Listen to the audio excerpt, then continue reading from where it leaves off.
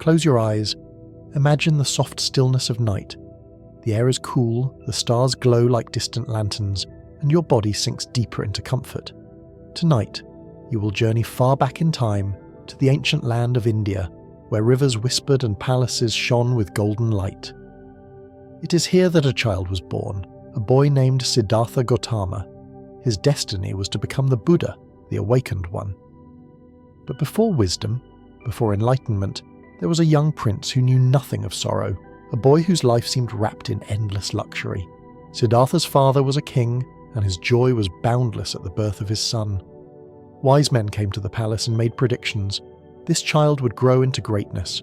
Some said he would become a mighty king, ruling over vast lands.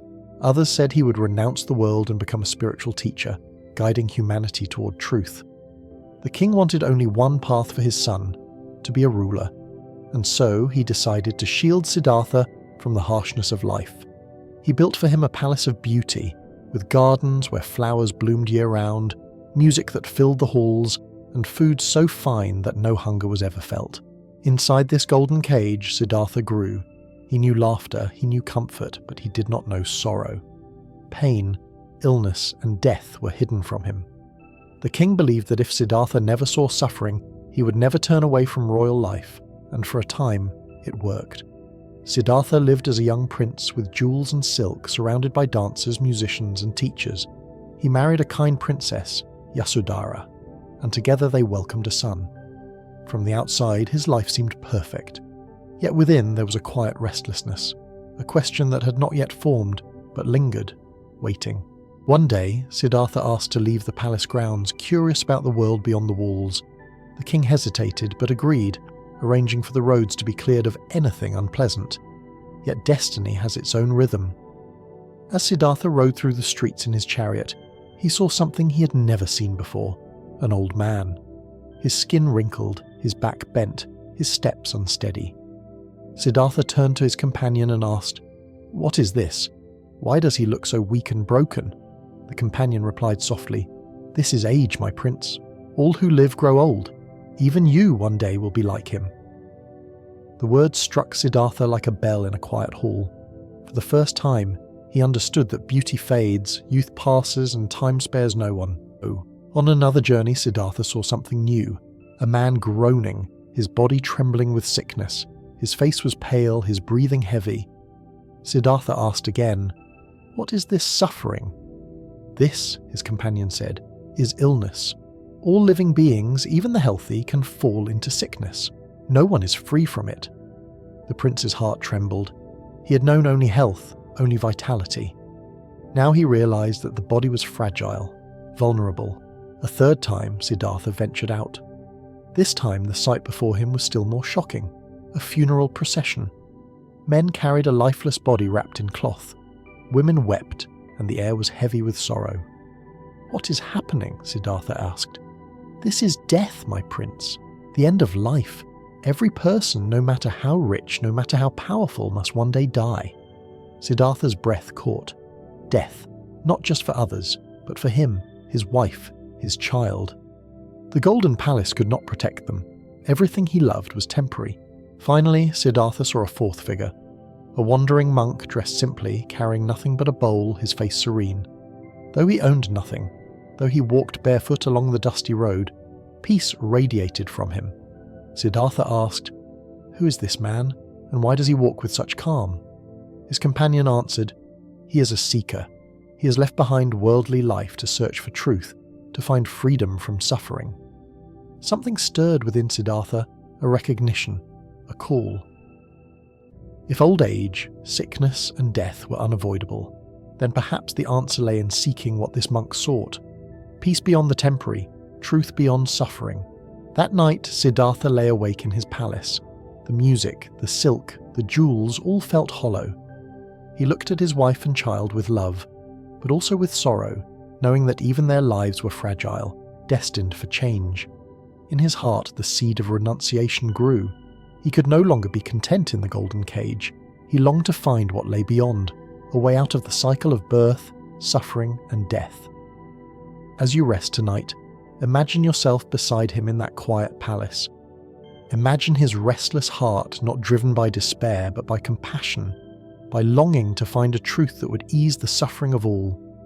And remember this, the beginning of wisdom is often a question, a restlessness, a glimpse of what lies beyond comfort. Like Siddhartha, you too carry that seed within you. The palace was silent.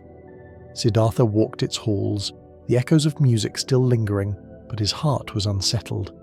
The four sights had changed him forever. He had seen age, sickness, and death. He had glimpsed the calm of the monk. Now the golden walls felt heavy, like chains. He looked at his wife and child sleeping peacefully. Love filled him, yet so did sorrow. He realized he could not protect them from life's truths. His love for them became his compassion for all, for every being caught in the cycle of birth and death. And so, one night, Siddhartha stepped into the darkness, mounted his horse, and left the palace behind. This was the great renunciation, not a rejection of love, but a sacrifice for truth. Siddhartha walked forests, rivers, and dusty roads.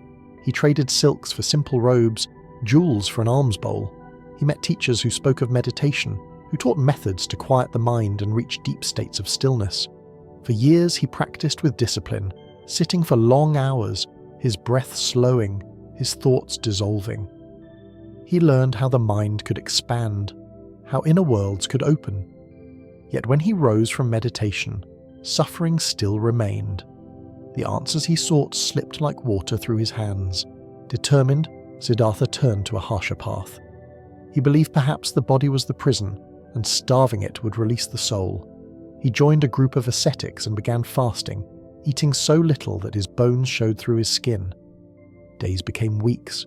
Weeks became years. His strength waned until he could barely stand. He pushed himself to the edge of death, believing that by denying life, he might uncover its truth. But even then, wisdom did not come. Instead, he saw that both extremes, indulgence in the palace and denial in the forest, were unbalanced. Truth could not live in excess, nor in deprivation. It must live somewhere in between. One day, as Siddhartha sat exhausted beneath a tree, a young village girl approached. She offered him a bowl of rice milk. At first he hesitated. Accepting nourishment felt like failure, but something within whispered, "This is the way." He drank, and strength returned. In that moment, clarity dawned. The path was not self-indulgence nor self-harm, but balance. This would be called the middle way. Renewed, Siddhartha walked to a great tree, the Bodhi tree, and sat beneath its branches. He vowed, "I will not rise until I have found the truth." The night grew dark. Mara, the tempter, appeared, not as a demon outside, but as fears and doubts within. He whispered, "You are too weak. You will fail. Who are you to challenge the suffering of the world?" Visions of desire and fear swirled around Siddhartha, but he remained still. Breath by breath, thought by thought, he let them pass. His mind grew calm, his heart steady. As dawn broke, the first rays of light touched the earth, and Siddhartha's eyes opened to reality as it truly was. He saw the endless wheel of birth and death. He saw the cause of suffering, plus craving and attachment, and he saw the way beyond it. At that moment, Siddhartha became the Buddha, the awakened one. The dawn after his awakening was soft and golden. Birds sang in the trees, and the Bodhi tree itself seemed to glow in the new light. Siddhartha was no longer a seeker. He was now the Buddha, the awakened one. Yet, instead of keeping this peace for himself, he rose, walked the roads of India, and shared it with the world. Not in palaces, not in temples, but under trees, along rivers, in villages where people gathered. The Buddha spoke not of worshipping gods or pleasing rulers, but of something closer, something every person could touch, their own mind and heart. He taught the Four Noble Truths. Life contains suffering. Suffering has a cause, craving and attachment. Suffering can end by letting go. The way is the Noble Eightfold Path.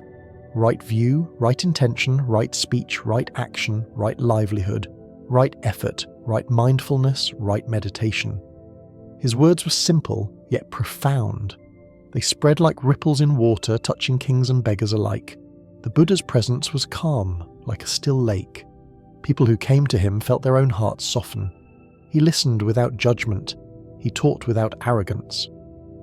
When asked what he had gained from enlightenment, he said gently, "Nothing. But let me tell you what I have lost: anger, anxiety, fear, and doubt." He walked barefoot, carrying only a bowl, relying on the kindness of strangers. His wealth was peace. His kingdom was compassion. His power was understanding. As years passed, disciples gathered around him. They carried his teachings far and wide, across mountains, rivers, and centuries.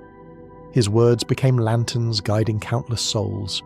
Even after his body left the earth, his presence remained, in temples, in stories, in the silence of meditation.